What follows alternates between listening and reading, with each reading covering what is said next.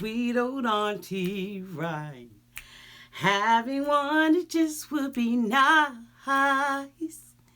'Cause everybody needs a sweet old auntie, right? So welcome to Auntie's Advice. Well, hello there, and this is Auntie. And I am here to do my review of 90 Day Fiance, season 90 Day Fiance before the 90 days, season 4, episode 8, A Stranger in a Strange Land. If this is your first time being here, please like, comment, and subscribe to the channel. And to all of my new subscribers, thank you all so much for joining the family. And to all of my nieces and nephews who have been here with your auntie for the long haul, and my sweet, sweet Auntie's Angels members, thank you. Happy Easter to everyone who celebrates. Happy Resurrection Day. All that good stuff. Okay? The one day that saved the whole world. Y'all, if I had to rate tonight's episode, I would give this episode a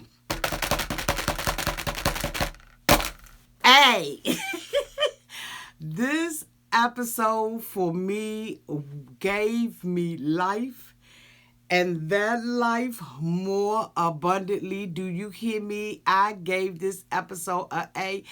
I have never laughed so hard in my whole entire 90-day history, y'all. This episode was cotton freaking on fire.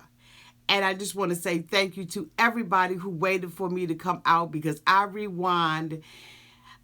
rewinding so much. My daughter and I was just literally in stitches. We had to make a mad dash for the bathroom. Bitch, this episode was a whole entire key.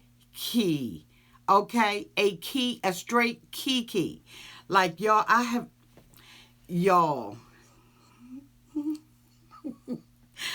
have my toilet paper right here, because I already know that I am going to be laughing on here.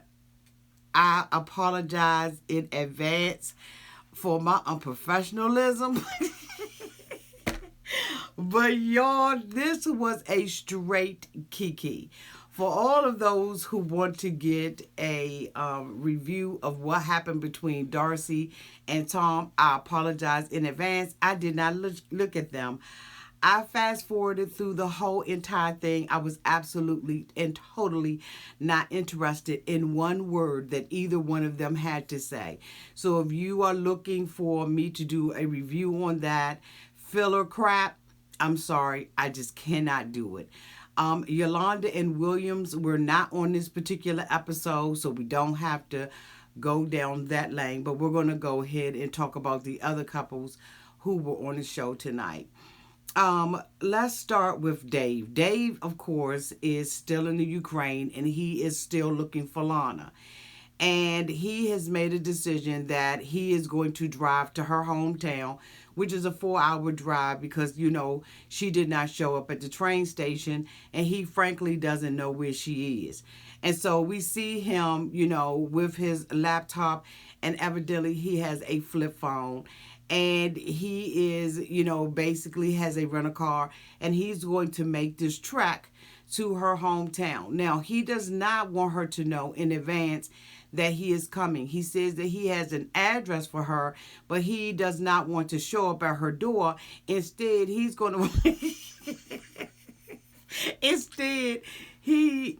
is going to walk around the town and hopes that he busts, that he meets her somewhere in the streets, and that, he just got this, this real stalker look to him. And I'm saying it's no better for him to find her in the streets, because then I would be thinking that you literally walking around and stalking me.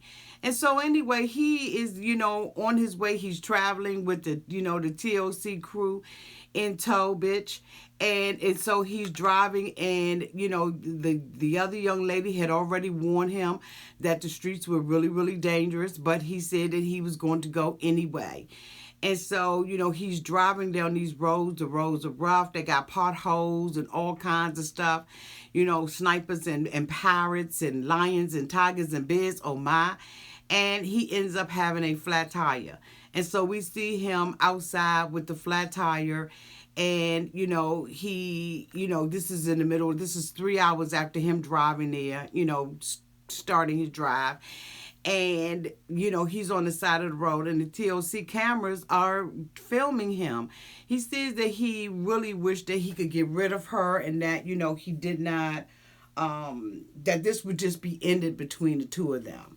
Like, he said that he had given her an opportunity and had told her, if you don't want me to pursue you anymore, you don't want this relationship, then just go ahead on the head, STOP, stop. Just put a stop on it, like how you block phone calls and stuff. And then, you get a text message, and they be like, if you don't want to receive any more of these text messages, just hit stop. And so this is the option that he has given her in order, for her to make a decision when he needs to make a decision himself. He said that if he was younger, he would not be doing this. But because he's older in age and he, has plans to be with this young woman, he's going to go through with this. So, of course, now he's stuck on the side of a road. It looks like it's a 1-lane, a 2-lane road, and he's changing a tire, it looks like at midnight. And I just think it's like really, really dangerous for him to be doing that. But this is what he has decided that he's going to do because he really wants to meet this Lana girl. So he gets there and he goes into a hotel room. He opens up his laptop and he looks to see if she had been online. And Lana has not been online. And so, of course, he, is going through the process in his mind. He decides that he's going to go outside and he's going to walk the streets and he's going to find her. He said that there's a candy store down the street that she said that, she frequents a lot and she loves this candy store. So he goes into the candy store and he used an app to translate what he wants to ask the store clerk. So he asked the store clerk whether or not he was coming there to find his girlfriend, and he wanted to know whether or not she knew who the girl was. And of course, he acts like an FBI detective, bitch, and flashes out a picture like it's, a most wanted sign. And so, of course, she's creeped out by him, and she tells him no. So he leaves out, and he thinks it's really strange that she doesn't know, or, she's not familiar with her or have never seen her before. And I'm saying, my daughter was like, well, maybe the cashier is really the real Alana. We really don't know what this girl looks like. I have a feeling that she is probably like my 600-pound life or something. But I really don't believe that the person that he is looking at on the computer is the same exact person. So, of course, he makes a decision to go back to the hotel room because he doesn't have a smartphone, okay? And he's not able to pull this app up on his phone because I just believe he has an old, antiquated phone. So he goes back to the hotel room and everything, and he pulls up the computer again, and we're kind of sitting there in suspense. And sure enough, she has written him a text message or a message on the app and basically says, do you still want to meet and get this picture done and continue on with this relationship? And so he surprisingly is extremely excited over this.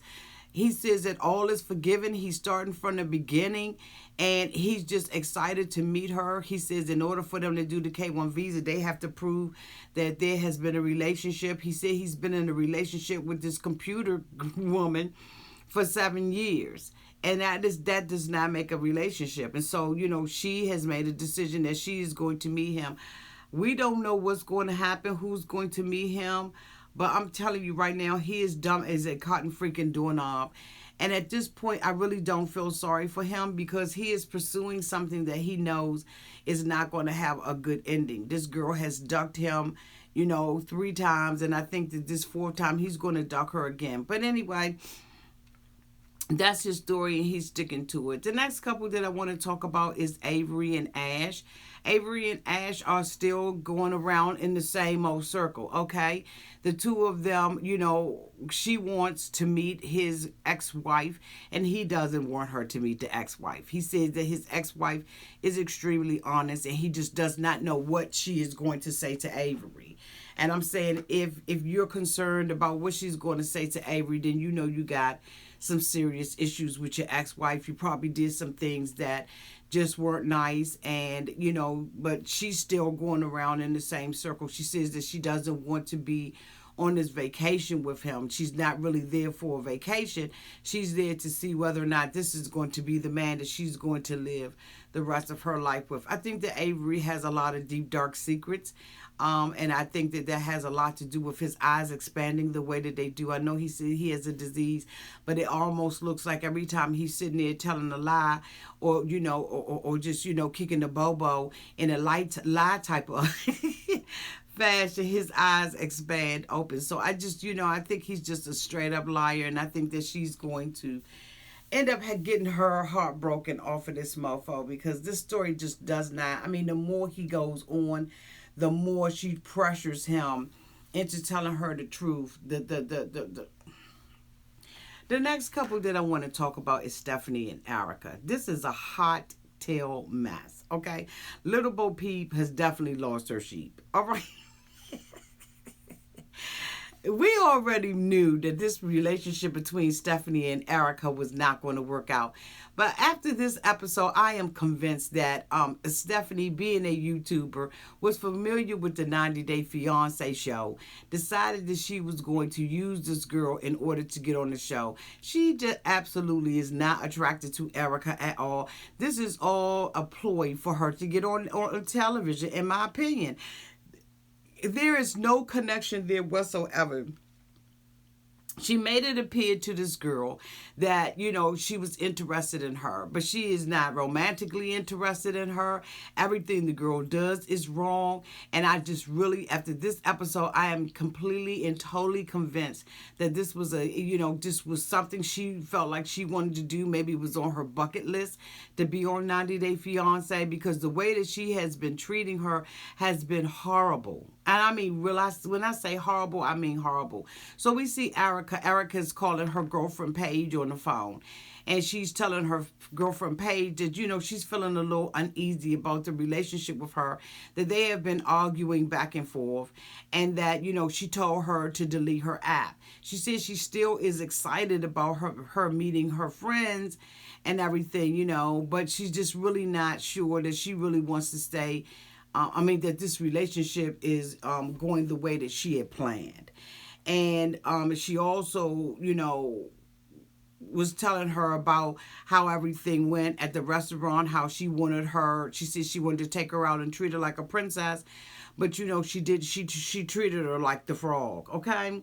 And so she goes back upstairs, and of course we see Stephanie upstairs. She's packing her bags and everything, because they're about to leave the hotel and go to her hometown.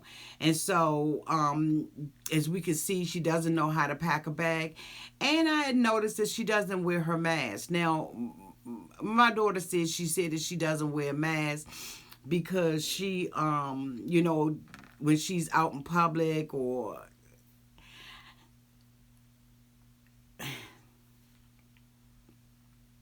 if this girl is risking her life to go to another country, she is basically walking around with a pharmacy in her suitcase. She has this autoimmune disease. Why isn't she wearing a mask at all times? We have seen her sitting up in a shop getting her breasts, and she didn't have on a mask. Every time we see her, she doesn't have on a mask. She's getting in and out of cars. She's walking in and out of buildings. She's at the zoo. She's everywhere. But where's her mask? If she is as sick as she says that she is, and she's trying to protect herself, where is the mask? Maybe it's just me, but I'm saying, the gig is up with this. But anyway, so Erica goes into the room and she was like, "Well, what were you doing?" She was like, "I called my girlfriend." And so Stephanie was like, "Well, what did y'all talk about?" And so she told her, I told her about the night and how everything went with us last night. And of course, Stephanie gets mad and tells her, "I would prefer that you not tell your friends anything about me because that gives me a disadvantage. They're already not going to like me when I meet them," which is fair. I mean, but at the same time, you can't tell somebody what to tell their friends. Like, that's not your place to do. So anyway, the two of them kind of squabble back and forth, and Erica is just fit to be tied with her. She just feels like Stephanie has led her on, that she's not being affectionate with her. She won't even hold her hand. At this point, she doesn't really care about the sex, I don't think. I think that she just really wants some affection out of Stephanie, and she doesn't. Everything so far that Erica has done, Stephanie has been very critical of it. And, so they get in the car and they're driving. This is a 4-hour drive. And Erica says, "Do you want to discuss what happened last night between the two of us?" And so Stephanie was like, "Yeah, you will. I know that we have some things that we need to talk about, but I don't want to do that, in a 4-hour, in the car while we're driving for 4 hours. Then what better time to do it?" Basically, Stephanie is trying to buy her time so that, she can continue to keep stringing Erica on, in my opinion. I really do believe that she had other motives for doing this with her. She really, in my opinion, led this girl on. Like, that's my opinion about it. And I'm for real. Okay? I'm for real about it. It just, really, nobody, she's trying to make it seem like she's made all these sacrifices and she's here and all of this stuff. But I just, the gig is up, Stephanie. Seriously. She's not able to fake this at all. She is totally not interested in her. I don't know if it's her pink and purple hair. I don't know if it's because she dressed like the good ship Lollipop. I don't know what it is, but for some reason Stephanie is totally not attracted to her, and she's trying to make it be about Erica, and it's not about Erica. They are two opposite people, and oftentimes opposites attract, but for Stephanie, the opposites are just too much for her. And Erica is a free-spirited person. She wants to live her life, and she wants to do her, and Stephanie doesn't. She wants to hold her down. And, basically, they went to go and meet one of her other girlfriends who absolutely, in my opinion, looked like Peter Pan, bitch. When she jumped up from that table, I just was like, she looks like Peter Pan, because they had laughed and they took their little road trip to get to her hometown. And so they're there. They go into the hotel, check into the hotel and everything, and they're doing all of that. And so, it's just, oh my God, they irritate me. And so, of course, at this point, Erica is down. She's not being herself. The wind, is not in her sail anymore. The bitch can't fly a kite. You know what I'm saying? She can't lick a lollipop. She got, a Chiquita banana dress on and everything, just looking like, a straight. And Stephanie is just totally not into it. They meet with the girlfriend, and, the girlfriend observes that Erica's not herself. And Stephanie talks about the outing that they had with one another, but she's very critical about that. And so, the girlfriend, Stephanie leaves the table. Of course, she's prompted to leave the table. She leaves the table, and, the other girlfriend is like, you're not yourself. And she said, I really want someone to be affectionate with me. I really don't believe that this relationship is going to work out really between the two of us. And she's like, I just really want her to act like she's interested in me. And Stephanie doesn't. So they go back to the hotel, and an argument ensues between the two of them, because Erica is trying to let her know that, I just want to be touched. I want you to hold my hand, just hug me, just show me that you care. So she's crying, and Stephanie really is sitting there, like unbothered. Like, she's completely unbothered, in my opinion. Completely unbothered. But then she musters up a cry and tells Erica that Erica doesn't know her, and that she, can't force her, and she doesn't want to, be forced into, being affectionate towards her, whatever, blah, blah, blah, blah, blah. At the end of the day, Stephanie tells Erica that you don't know me. Erica says you're absolutely right, because at this point, she's tired of arguing. She gets her ass up and she leaves out. And of course, now Stephanie is crying because Stephanie feels like I am here by myself. The next couple that I want to talk about, y'all, is Joffrey. Joffrey and Varya are, of course, in Siberia. They went to go and see her mother, and the two of them make a decision that they're going to go out and have a walk. And he tells her that he was in prison for 2 years, or 2 years ish. Okay, now I don't know what the hell that means. I don't know if that is 1 day shy of 3 years. I don't know really how long his prison sentence was, but he told her it was 2 years ish. Okay, he also goes on to tell Varya that, he was in there because he was, distributing, drugs. And so Varya gets very upset with him because she's like, I had a cousin, a family member, basically, that died from using drugs.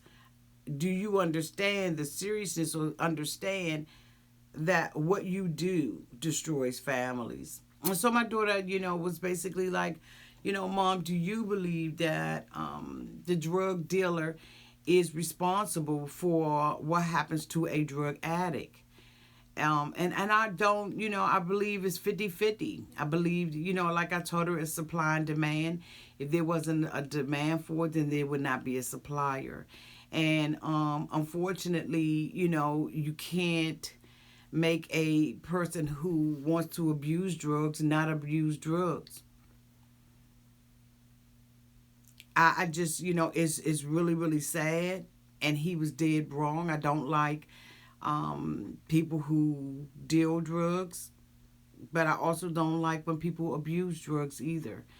And so, although, he was wrong for doing what he was doing because it was illegal, it should also be illegal to abuse drugs. It's just a hardtail mess. And so, of course, she's upset. She said that she had known that he had been incarcerated and that he was an ex-drug dealer. She said that, you know what? I would not have been with him. Ain't no way in the world I would have been with him. So that's what happened between the two of them. But y'all, let's go ahead on and get into the good. Are y'all ready to get into the good? Let's get into the good. Baby girl Lisa and Soldier Boy. So they are at the hotel, right? Baby girl Lisa is just, shaking in her boots because at this point she is on her way, okay?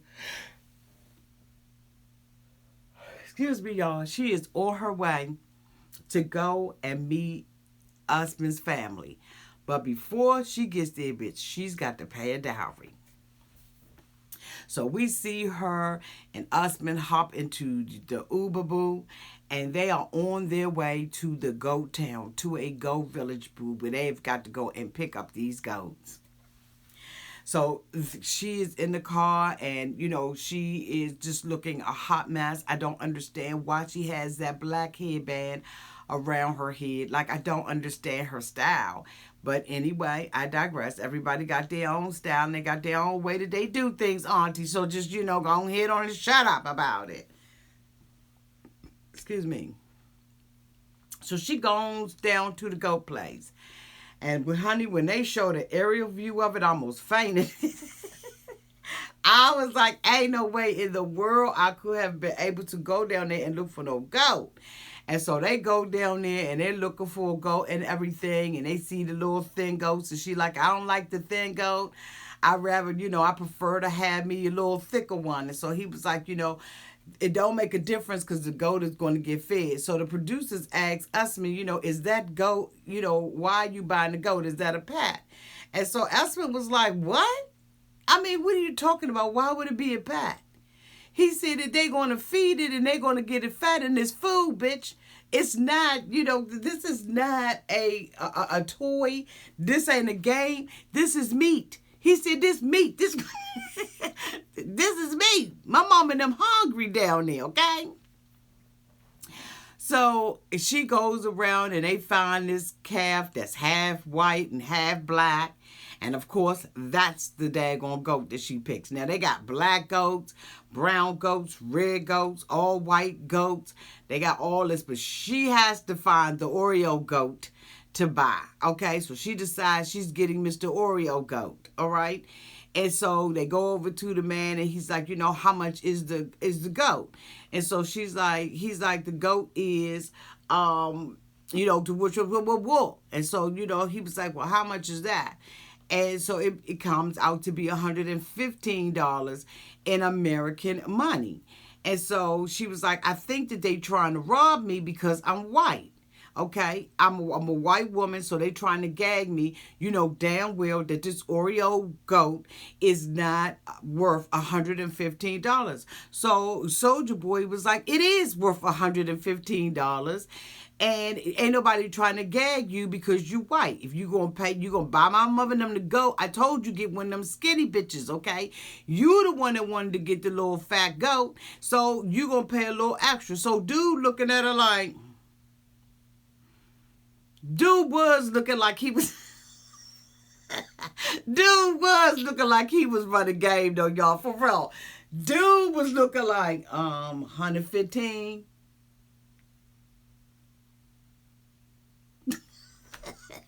Is she gonna be dumb enough to pay it? So husband was like, give me your bag, bitch. We got things that we gotta do. We gotta get to my mother's house. We got cars and jeeps and vans and everything else that we gotta catch. Get the goat and let's roll out. So the next thing you know, she still wants to argue the fact that she feels like she is paying an unfair price for because of the color of her skin. Welcome. So anyway, they decide to go head on to get the Oreo goat. They put the Oreo goat in another car, and they riding down the street with the little Oreo goat in the back, because they got to go back to the hotel with the Oreo goat. The goat is back there bucking and everything. It wants to come up front. It wants to ride shotgun. It is called shotgun first. So, they got to try to hold the goat back and get back to the hotel, pack up all of this stuff so they can go, to mama house. So they get back, they take the little goat up out the car and everything. And then the goat is, sitting outside, tied up on the string like the OK Corral, bitch, when you tie your horses up outside of the saloon. The damn goat is sitting outside of the damn hotel room with a bucket full of food for this bitch. And I'm saying, who's watching the goat? Is that just what you do? You like, nobody's going to fuck with your goat when you when you go into your hotel room. You're not going to come out there and find your goat. Somebody done goat napped you? I'm just saying, why the hell was the goat sitting outside? But okay, anyway, it was. So they went in and everything, and Soldier Boy was like, I need to change your tire. He said, first of all, you old as fuck, okay? Because I already got a couple of strikes against me. First of all, you old as fuck, okay? So my mother ain't gonna like you because of that. Second of all, my mother ain't gonna like you because your ass is white, all right? Point blank and simple. My mother don't really, she don't really mess with white people like that, okay? And thirdly, my mother think that you want me to go to America because you basically want me to be a slave, all right? So Soldier Boy said, when he told his family about Lisa, that they all was like, you know what? Nah. Okay, nah, Negro, nah. But he said, you know what? It's my plan to go to America. This woman loves me and everything. So you know what? I'm going to do what I got to do. I'm going to go ahead and take this risk. But what I'm going to do is I'm going to dress this clown up, okay? I'm going to put her in traditional Nigerian clothing. And I'm going to wrap her up, like my daughter said, in a cute little ass bow. And try to present this old ass white woman to my Nigerian mother who don't bunk with him, okay? So Lisa is, like, do I look? So, he pulls out the little outfit and everything. He like, where the front? She like, right here. So, she dives on up into the outfit and everything. And she comes out. She got the little band on her head, got her head in the little raggedy ass ponytail and everything. And he like, you look good. She said, you think your mother gonna like this? He said, mm-hmm. Soldier boy. Ain't nobody believing that. But anyway, so, they decided they gonna go ahead on down. She's nervous and everything. They get in the car. They got the goat with them and everything. They dragging the goat by the little string that they gave them and everything. I didn't even take him a little doggy bag. He ain't even got nothing to eat up in the car. He got to ride all this way up to grandma's house. And this bitch ain't got no, the goat ain't got no damn food. So, they driving in the goat in the back, kicking and bucking and all that kind of stuff, right? And so, he commentating, yeah, we about 45 minutes out. Yeah, about 45 minutes we gonna be there. She like, whew, golly. Oh my God, I'm so nervous. Yeah, now here we are. Once we come around this bend, we at the 30-minute mark. We gonna get to mama and grandma's house in 30 more minutes. You nervous? She was like, yeah, damn right, I'm nervous as I don't know what. And so, next thing you know, that he come commentating again. About 15 minutes, and we gonna be at grandma's house. You nervous to go in the back? Okay, it's bucking and everything. The daggone van, the car that they in ain't got no interior stuff. He'd have had so many damn goats in his daggone car. He ain't got no interior up in that mofo. So they just dragging the little goats. So he like, yeah, 15 seconds now. We at 15 seconds, and we gonna be at my mother's house. So, Lisa is nervous and everything. She really wants to impress the family. She's like, if mama say no, he not gonna marry me. So, they get all down there and everything, and they get out, at the little village and stuff. He was like, this is my mother's house right here. I don't know how the hell they know what the addresses are, but bitch, they did. So, they goes up in there and everything, and Lisa, gotta be walking humbly, you know what I'm saying? She ain't got no big stick now. This bitch ain't got no big stick no more, okay? Because I'm going to tell you right now, them Nigerian women will cut your mofo throat. So, they go up there and everything, and the beautiful little sister comes out and everything, and she like, mbe, ale, mbabande. So, they get off, sit down. She pulls out the little Aladdin rug and everything. They sit on down there and everything. She's like, sit your ass on down. You ain't coming up in my mama's house. And so, they got her outside. That's like, this bitch ain't even come across the threshold. Boo, well, get one of them Aladdin rugs. Put that bitch on that Aladdin rug. So they got on sitting on the magic carpet. That's what she get.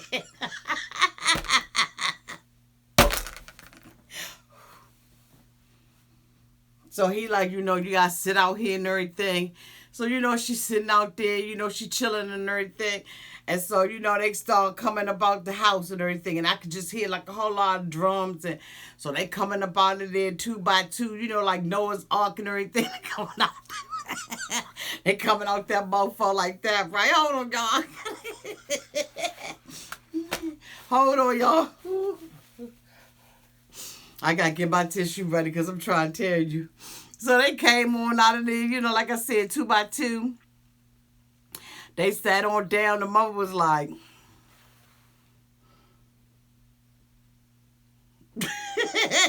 mama had the head laying.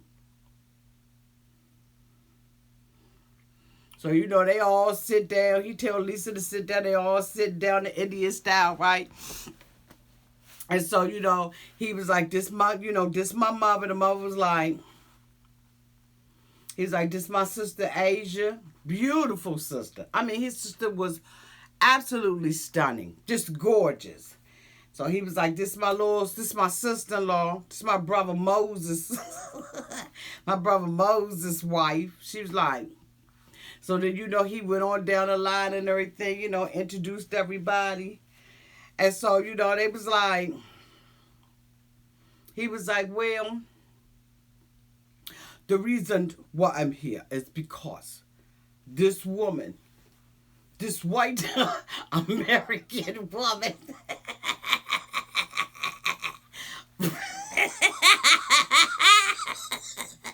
bro.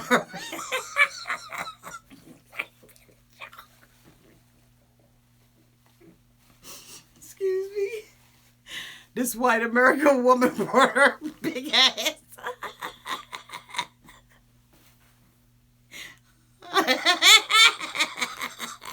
All the way over here to marry me.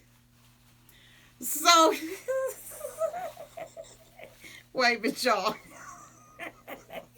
Okay, get it together, Auntie. So they was like this, she came all the way over here.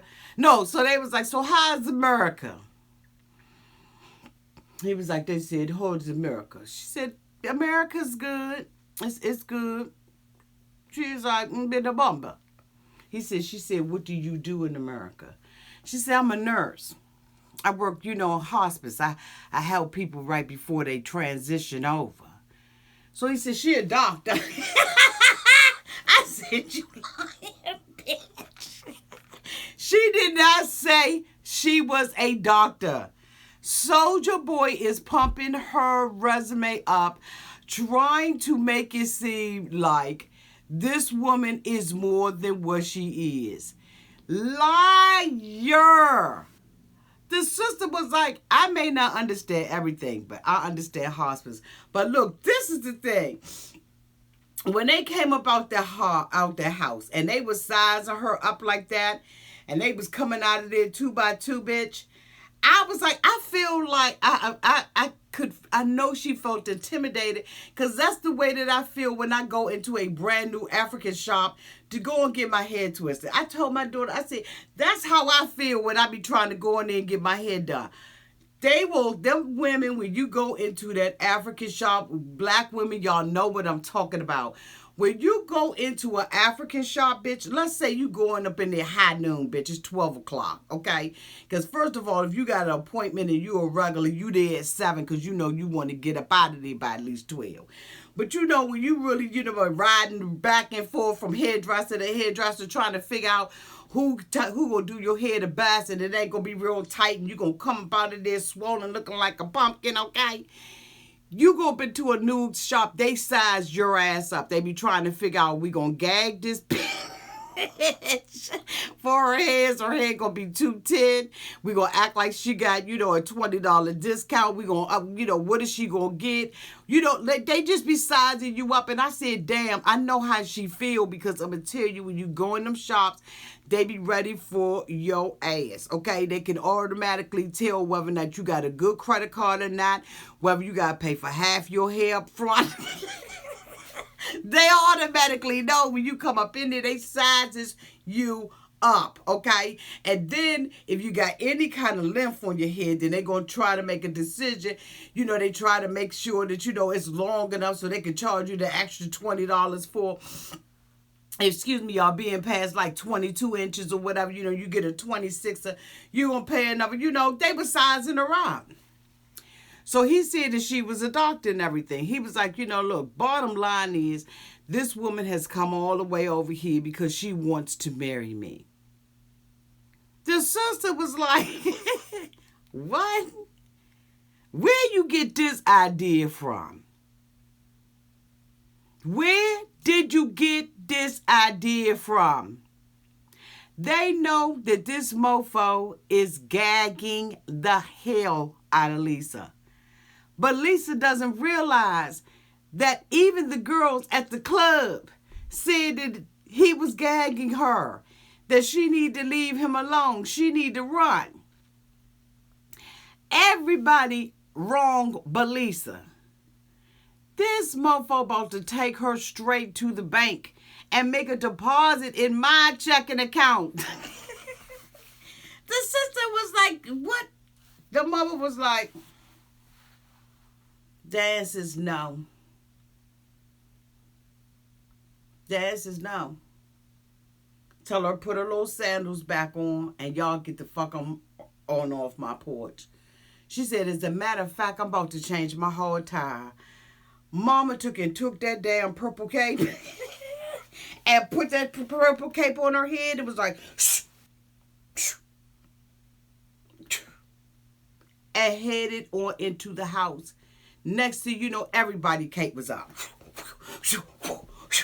I said, damn. They put them capes on their head and they got ghosts up. I probably would have fainted from fear. Do you understand what I'm saying? Fainted past the hell out. They left Lisa sitting out there. Usman was like, this was not what I wanted. This was the worst thing that could have happened. My mother flat out said no. And did not bite her tongue, didn't give an explanation. The answer was no. No.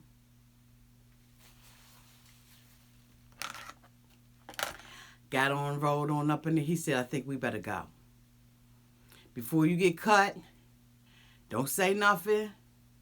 We gotta go.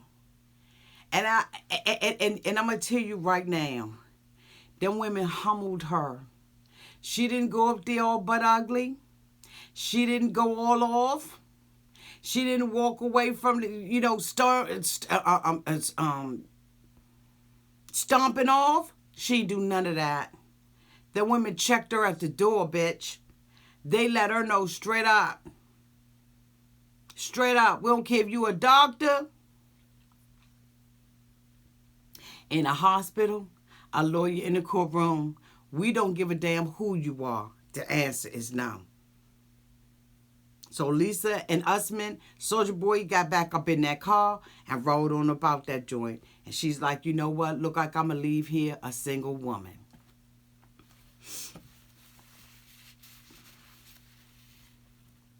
And I was like, okay. Y'all, the next person that I want to talk about is Big Ed. Please, Lord, I'm asking you to please let me keep it together. Please help me to keep it together. Amen. Y'all, Big Ed is at Rosemary Camp. This mofo has already asked her where was the roof. He up in that camp. He up in that camp. Scared to death. This joint ain't got no roof on half the house. It got big windows called no windows. That joint was filthy than a mug. So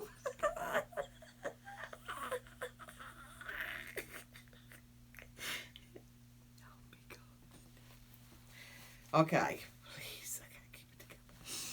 So Big Ed, they made a decision that he gonna go head on and stay there, right?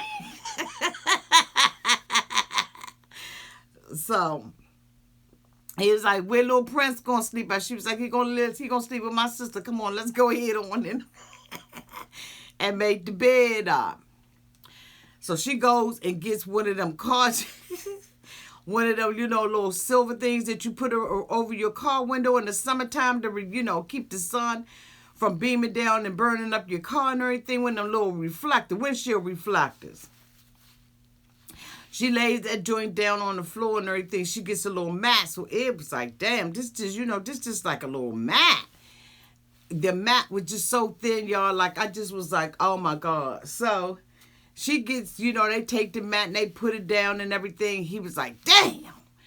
I got this little skin disease and everything. And I got to have, 10,000, count sheets. I had already sent them here, but they ain't even get here yet. So I don't know how my skin gonna be when I get up in the morning.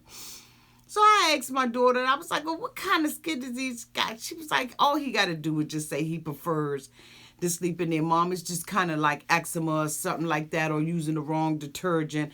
You know what I'm saying? You may break out, you may not. Like one time I had took, change to call myself liking the scent of Gain, and I had given her some Gain, put it in her laundry and everything, and she was itching and all that kind of stuff. And I was like, okay, so we can't use Gain anymore. So, your skin may break out or whatever, whatever. But it says that this is, because he has this disease and his skin, acts up and everything, he got to go ahead on and get him 1,000 thread count sheets, which is what he prefers to do. But instead, this bitch is sleeping on Hello Kitty twin sheets.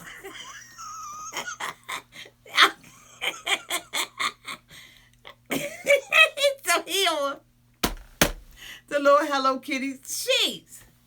So she put it down there. He complained and he like, is everything gonna be all right? So bitch, next thing you know, it started raining. So he said, is that rain? She said, yeah, bitch, it's the rainy season. It said, it's rain coming in. She said, you're going to be all right. Stop panicking. You're going to be all right. Stop panicking. Bitch. I ain't been panicking. Matter of fact, I'd have been running butt naked in the rain, bitch. It's nowhere in the world. Oh, my God. So, of course, it is just like storming, okay? It is storming. And so it is like, he's over there in the corner and everything. The walls is filthy. They got graffiti on there. They've been playing tic-tac-toe. I said, what kind of prison wall is this, bitch, when you got writing and all this stuff up on the wall? I don't blame it. Ain't no way in hell I would have stayed in that daggone room. Do y'all understand what I'm saying? So his ass is sitting up on the Hello Kitty flat back, the Hello Kitty pallet that he got down on the thing. And she like, he acting like a baby. No, hell no. This ain't got nothing to do with being a baby. I'm sorry, I'm on Ed's team this time. Bitch, this don't have nothing to do with me being a baby. This got everything to do with my damn safety. So it really started raining up in there, and rain was coming in. And Ed said, what about the power? Bitch, I am not trying to get electrocuted in here. They show these wires coming out the wall, bitch. And it is like, is the water going to get to them wires? Am I going to get shocked up in here, okay? Because at this point, it's raining on Ed's head. Bitch, don't you call me talking about he's scared like a baby. No, bitch. I'm thinking about survival. Do you understand what I'm saying? I ain't trying to die. I am not trying to... No, fuck what you heard. I am not trying to... So, if they got wires exposed in the thing, and she gonna tell him, calm down. Don't be nervous. Be brave. I'm trying to get up out of here. TLC, do we got any kind of escape plan? So this mofo is sitting up there. So he said, well, I'm just going to go ahead on and try to go to sleep. Big ass. So she was like, I'm tired. I'm going to get up. So she gets up and go and get dressed. Big Ed looking all over the place. She come back in there. I don't give a damn what you got on. I don't care if she would have came in there or he would have came in there butt naked. At this point, I'm not interested. The only thing I'm interested in is not getting electrocuted tonight. So she lays down and tell Big Ed that she tired. Now, the father had said that he was going to come in there and sleep with him. Big Ed said that he was cool with it, although he won't. So the father said, excuse me, y'all. So the father said, I'm going to sleep next door. Ha, ha, ha. It's a little trick, a little game. So she's leaning up against the prison walls. And I'm saying the fart.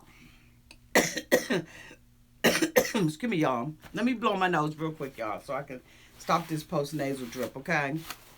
Excuse me 1 second. Woo! Yes, Lord. Woo! Auntie had to get that.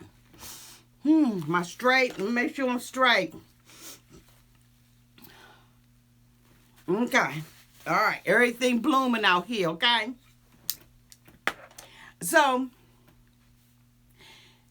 Ed is in there. She telling Ed, I'm going to sleep. I'm tired. Bitch. Why the power go? Why the power go out? Big Ed got up like this. Was that the electric? Bitch, the propellers on the fan was like, screech. Now he up in, now Big Ed, now Big Ed up in there, hot to death. That damn fan was the only thing that was keeping Big Ed alive. And that bitch, and I said,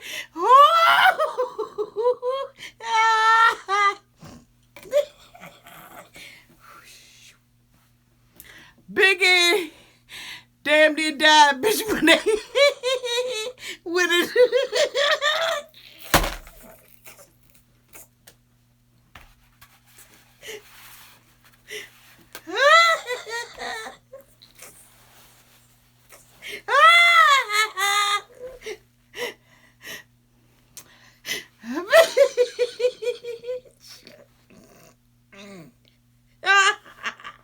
Okay, I gotta stop laughing.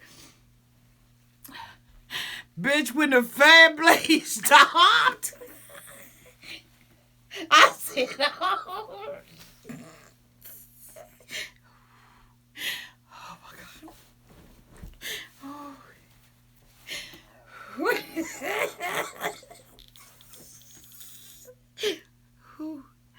God, my back is hurting. Oh, y'all know how you be laughing so hard your back be hurting? Hold on, y'all.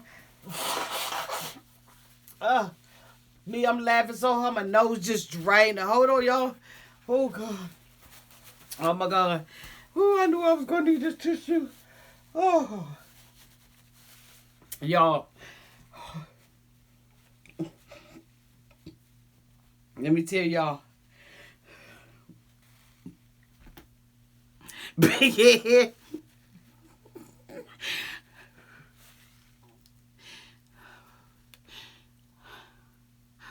Y'all, Big Ed's life was flashing before his damn eyes.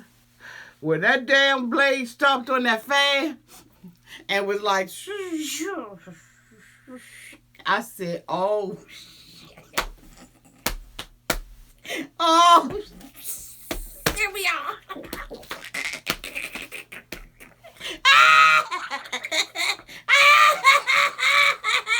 I done pulled it.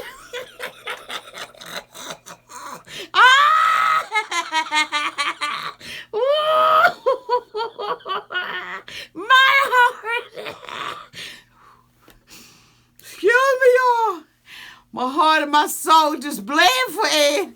I said, Ed ain't getting a dime of sleep. You hear me? Oh, I gotta get my life together. Wait a minute, y'all. Let me get my life together. I'm Putin and everything.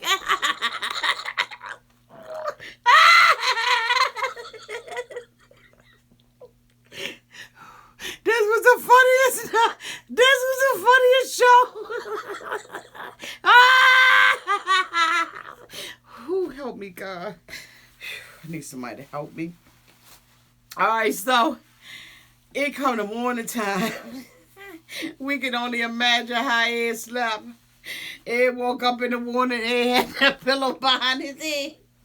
Ed was like this. He was like, how you doing? He was like, I ain't doing good. She said, fuck wrong with you? Ed said, I'm damn near dead. You talk about you talking through the ghost. I the rain kept coming in. The fucking fan turned off. I just feel so weak. The mattress is soaking wet. I ain't sleep all damn night. She was like, she was like, tell the truth, Ed. You ain't like it here, did you? He said, it was the worst night of my damn life. Man, you told me somebody was crying. I was laughing so damn hard, y'all could not stop laughing. I don't know how many times me and my daughter rewinded that bitch. But Ed was dead to the bed. Ed said that he just feel weak. He feel violated, bitch. His whole life is over. Do you hear me? I'm sitting up there crying, laughing. She said, well, come on, Ed. He said, I can't stay here another night. He said, I ain't going to be able to do it. So, after that, they get up. She said, come on, let's go and take a shower. Ed asked her to take a shower, right? So, they decided he going to go and take a shower. But the father said he going to shower with him. She said in their custom, they used to doing that because, they real close and they comfortable with one another. So, Ed said, well, you're going to have to tell me how all this work. So, they go over to this big, huge bucket.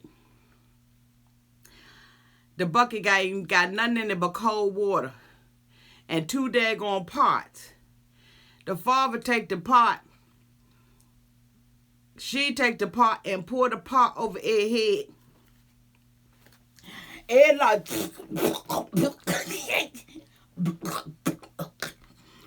wait. She pouring cold water straight down Ed's head. Ed father, Rosemary father over there, he drowning, pouring water over his head too. He trying, be a G, but he over there too. So they got Ed, he all messed up. Ed is trying to shower. So they got him going through the little stuff he going through. They going through all the little stuff they going through. Basically, Ed over there drowning, bitch. He said, let me do it myself. Ed took that pot, put that pot over his daggone head and started pouring that water on his own self. They over there freezing. They got shorts on. They get Ed the soap. Ed tried to use the soap and said, damn it, I dropped the soap. I said, Lord Jesus, this bitch in prison. So they washing each other off, and she said, go turn on the hose. Rosemary's sister turned the hose on. Get the spread Ed down like they had a damn car wash, bitch. Ed said, I'm done. I'm done. They get up out the shower and everything. The father's still trying to get his stuff clean. Ed come down around the side, and this little rat down in the corner. Even the rat was down there drowning. The rat was like, oh. So he said, the fuck is Rose? What the fuck is that? Rose said, I think it's a mouse. Ed said, I think it's a rat. I said, bitch, it's drowning. The damn rat is in the corner, gagging and choking and drowning. The rat couldn't even run. It was on top of somebody's flip-flop, and the bitch was drowning. Somebody saved the rat. Give it a towel, let that bitch dry off. The damn rat is in the corner like... the feet on the bitch like... It can't even run. It's just caught dead in the act. Bitch, I said, I'm done. I'm through. I'm tired. I don't know how Ed did. Ed said, I'm ready to get the hell up out of here. He goes and tells Rosemary, basically, look, I need to take you on a vacation. I'm trying to be with you. Can you get somebody to watch Prince? So she's like, I miss him. I haven't been able to spend any time with him.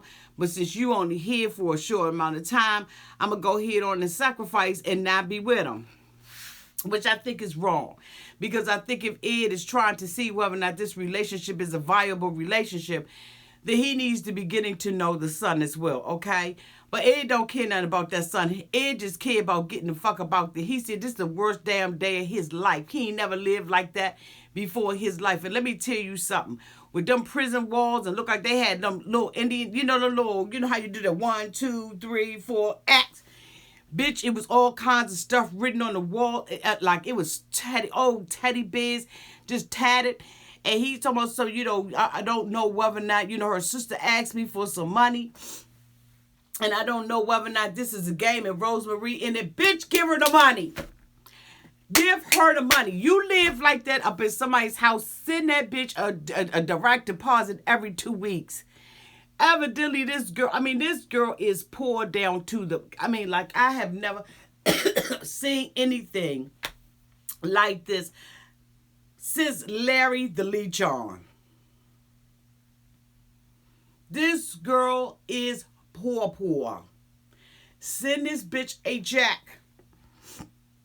Matter of fact, if you send me your address, I'll send the bitch a check. Poverty. Anytime the rat, then he in the shower and his chickens on the side. Look like it was little white pigs on the side. Like they got everything going on in that little shop. And I'm saying, do anybody got her email address? You got her Cash App, bitch? Ed, just give them the money. So, of course, Ed is, trying to win the father over because he wants to ask the father for permission. The father said that he was going to sleep with them, and he was going to take a shower with them because he needed to watch Ed with the daughter. Ed didn't already have sex with your daughter.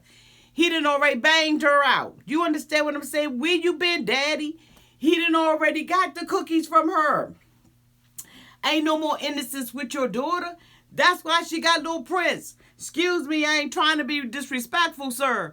But your daughter done already gave her ass up the night before, okay? She done already gave up the ass. So they decide that they going to go down to Daddy's pig farm. Girl, Ed is up on they running down through the woods and everything. He got a heavy backpack on him. At this point, he got his hair in the ponytail. He got a little black outfit on. He just running with his, oh my God. So they get on this little bus and everything, and he holding on, you know what I'm saying, by the little pole up in there. He says, is this free or y'all got to pay for it? They say, it's free, bitch, or you would have been paying for it already. So they get dropped off at the pig farm and everything. And he wants the family. He wants to impress the father because he wants her to go with him for a couple of days. And at this point, he realizes that he has to ask for permission for it. Ed is up in the daggone pig thing, y'all, wanting to feed some pigs. They took, and it was nothing but mud. Ed said, let me go put my backpack down. Bitch, he goes put his backpack down. He said, I think I stepped in some dude, okay? So Ed thought he steps in some dude. He come back over there and everything. He's sliding all over. The father said, he ain't ready. He see I got knee boots on up out here. And he coming up in here with his little orange, neon, bright, glow-in-the-dark tennis shoes on. So they take and put some little bags around Ed's feet. Now, you know daggone well plastic on mud and plastic on dirt and plastic on poop is going to slip. This bitch is trying to feed... He trying to feed the pigs. He falling all in the pig style with the pigs. He ain't got no daggone, because in order for you to throw, you got to be able to, you know what I'm saying? You got to be able to pivot, and, pivot, throw, pivot, turn. Ed can't pivot, okay, because his neck don't turn. When Ed do something, he got to do it with his whole heart. You know what I'm saying? His whole heart, his whole neck, his whole shoulder, his whole head. All that got to go together for Ed. You understand what I'm saying? He don't have the ability, to pivot and turn like, you know what I'm saying? He can't do these kind of actions. You know what I'm saying? He can't throw it out. He can't throw the food out there like that for the pigs because Ed, he would have to have that ability. Ed, when he throws something, he got to be like, You know what I'm saying? So, so this bitch is trying to hold on to the pig thing, and he got to throw and everything, but the father don't understand the mechanics of what's going on with his ass. You understand what I'm saying? So Ed is holding on to the thing, and he got the, the food. They say, throw it over there. Throw it over there, Ed. Throw it. So Ed like, I'm sliding. They said, just throw it. He like, and so Adam goes and fell down in the, oh Lord Jesus, okay? He all up in the pig poop. And then with the pigsty, the father got to pull him up everywhere he got to go. He got to guide him, you know what I'm saying? I said, what the hell is going on? At the end of the day, Ed finally gets the opportunity to throw some damn stuff down there for the pigs. They pull Ed up out the pit and everything. Get him on safe ground. They got to get this bitch on safe ground. They get him on safe ground. Ed said, look, Dad, I want to know if I could go here and take her somewhere. I want to take her on a vacation for a couple of days so I could really get to know her. So the father was like, all right, then you cool with me. You came out here to my pig farm. But before Ed left, he asked the daddy, where you live at? Where's you? I know this your pig farm and you own this, but where you actually live? When they showed the little beaded, tattered, wooden board place where the father lived, my heart just melted for them. Bitch, I swear I think I'm about to foster this damn family. I'm telling you right now, I'm going to try to find me some kind of way of finding that bitch Cash App, PayPal, Venmo. Some kind of way I got to send some money down to this girl and her daddy. Because at this point, you know what? The hell, yes, they trying to use you, Ed. Yes, he said, I can imagine why a person would not be wanting to live like this. I can understand it too. That's like extreme poverty to the... I don't think I've ever seen this amount of poverty. And I know that in Nigeria, you know what I'm saying, that there are areas that are, impoverished. But bitch, I've never seen anybody in poverty like this when a damn rat is in the shower choking off the water that you use and it ain't run. Let me tell you something. In the D.C. metro, down in the metro, it be rats and mice running down there morning, noon, day, nighttime, and some more stuff. But them bitches be running. They not going to stand there and be coughing and asking you for a towel to dry off with, bitch. This rat was in the shower like it was a fucking pet. They didn't even, it was so drenched and drowning and wet. They couldn't even identify, bitch, whether or not this was a rat or a mouse. Ed and the father is sitting up there taking showers and they drowning the cotton freaking rat. Y'all, I'm trying to tell y'all, I was dead on arrival. This was the most hilarious thing I have ever. Anytime I am on here laughing so hard that I am pooting, okay, straight letting out gas. You know damn well I'm laughing so hard that I could just about pass the hell out. Let me tell y'all something. I needed to be resuscitated because, bitch, I fainted and died. This episode, just with this alone, got a A rating from your auntie. It was phenomenal.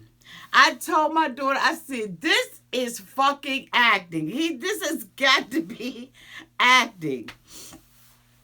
The best episode of 90 Day Fiance before the 90 days ever.